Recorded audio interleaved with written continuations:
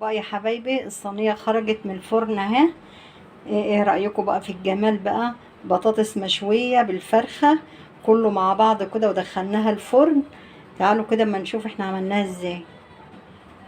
يا اختي بقى نعمل كده ايه؟ صينيه بطاطس. معانا هنا طرنشات بصل ومعانا فلفل ومحطين على التوابل متبلينها، ومعانا البطاطس متقطعه اهي.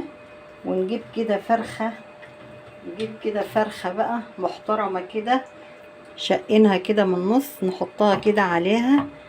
نحطها كده ونجيب كمان معانا الكبد بتاعتها اهي. يلا زي بعضه، يلا ان شاء الله ما حد حوش.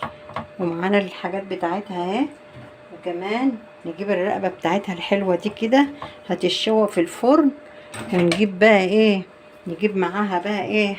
البطاطس الجميله دي كده، نحط عليها بطاطس كده.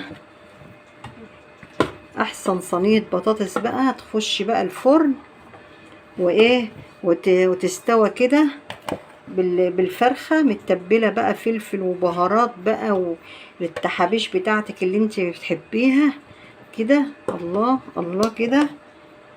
ايه رايكم بقى في صينيه البطاطس دي كده؟ تحفه كده اهو، تستوى كده مع الفرخه. ايه رايكم بقى في الجمال ده؟ هنغطيها وندخلها الفرن تستوي بقى بالبطاطس كده وايه، ونشوفها بقى لما تخرج من الفرن. حبايبي هي استوت معانا البطاطس بالفرخه، استوت كده.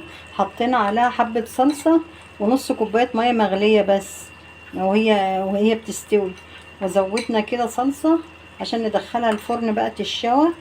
دي صلصه عليها زعتر، عليها كمون، عليها كزبره، عليها فلفل اسمر، عليها معلقه سكر.